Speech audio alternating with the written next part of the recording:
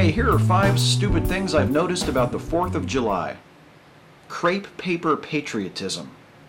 If you've never heard the term, which you probably haven't since as far as I know I just made it up, crepe paper patriotism is the shallow, mindless, obnoxiously flag-waving sort of patriotism that treats the goodness and superiority of the United States as axioms.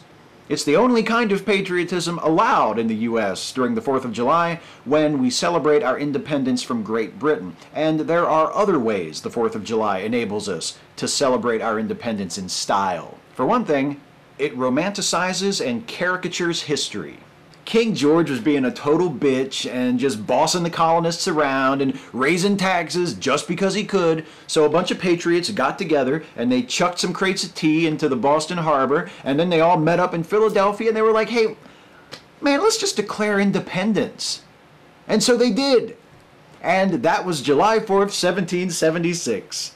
And life, liberty, the pursuit of happiness and all of that.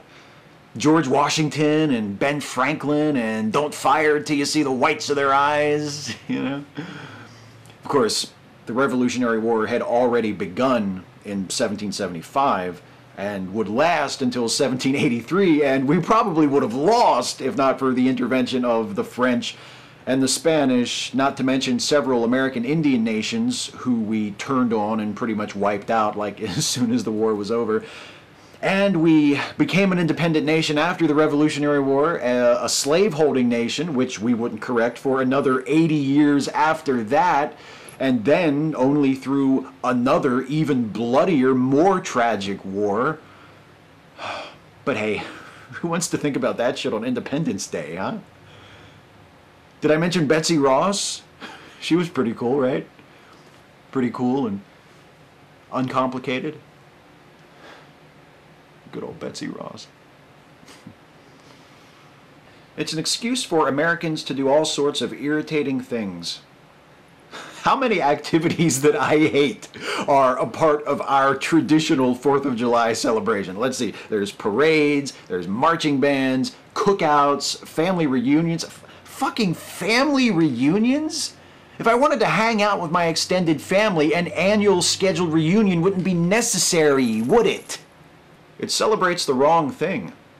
Oh, independence was very important and all, don't mistake me, but as I mentioned a minute ago, the Revolutionary War lasted for another 7 years after ties were officially severed with Great Britain.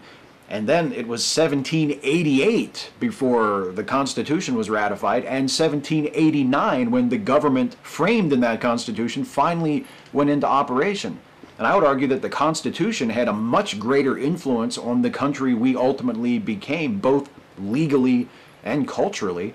Yet we celebrate the creation of the Declaration of Independence as our nation's birthday. And as for the Constitution, well, Constitution Day is September 17th. You got plans? It's the wrong day. Today we celebrate July 4th as the birthday of the United States. But the Second Continental Congress actually declared independence on July 2nd, 1776. So what happened on July 4th, 1776? Well, that was the day when the final draft of the Declaration of Independence was sent to the printer. And by the way, it didn't look like that. It actually looked like that. Anyway, the point is, for some reason, we decided to celebrate the day when we all first heard about the United States declaring independence from Great Britain, rather than the day the United States actually declared that independence. Maybe for the sake of accuracy, we should consider renaming the holiday from Independence Day to the Declaration of Independence Day. And I know that's a mouthful, but I've got a way around that too. When speaking informally, we can just call it the 4th of July. The hardest part is only picking 5. Catch you next time.